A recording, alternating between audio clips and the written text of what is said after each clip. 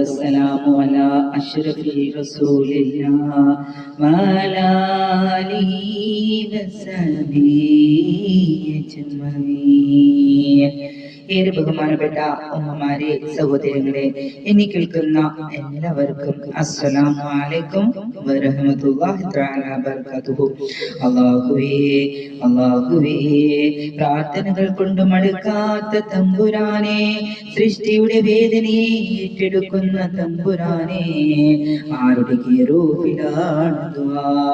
നാളെ ഖിയാമത്ത് നാളിൽ അല്ലാഹുവിന്റെ അർശിന്റെ വലത് ഭാഗത്ത് ഒരു കസേരയിടും. അല്ലാഹുവിന്റെ അർശിന്റെ വലത് ഭാഗത്ത് ഒരു ഇരിപ്പിടമുണ്ടാകും. അതിൽ ഞാൻ ഉപവിഷ്ടനാകുമെന്ന് പരിശുദ്ധ റസൂൽ സല്ലല്ലാഹു അലൈഹി വസല്ലം സഹീഹായ ഹദീസാണ്. ഉന്നതനായ മുഹമ്മദ് നബിയെ കുറിച്ച് ജീവിതത്തിൽ ഓർക്കുമ്പോഴോ കൊട്ടാരങ്ങൾ ഉണ്ടായിരുന്നില്ല, ഒരു കോട്ടയും ഉണ്ടായിരുന്നില്ല. അങ്ങയുടെ ഇരിപ്പിടം, അങ്ങയുടെ കിടപ്പറയിലെ പായ പരിപരുത്ത ഈന്തപ്പന പോലെ തന്നല്ലയോ മുസ്തഫ സല്ലല്ലാഹു അലൈഹി വസല്ലം. അങ്ങയുടെ ശരീരത്തിൽ ഈന്തപ്പന ഓലയുടെ പാട് പതിഞ്ഞില്ലയോ മുസ്തഫ സല്ലല്ലാഹു അലൈഹി വസല്ലം. സൂര്യനിലും ചന്ദ്രനിലും തിളങ്ങുന്നത് അങ്ങയുടെ വെളിച്ചമല്ലേ?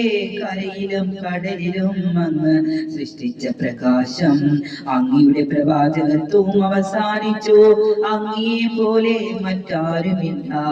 അങ്ങയെ പ്രശംസിക്കാനും പ്രകീർത്തിക്കാനും ആരെ കൊണ്ട് കഴിയും നബിയേ?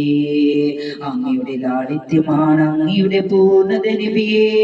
അങ്ങയുടെ കാരുണ്യമാണ് അങ്ങയുടെ പൂർണ്ണത നബിയേ. സല്ലല്ലാഹു അലാ മുഹമ്മദ് സല്ലല്ലാഹു അലൈഹി വസല്ലം.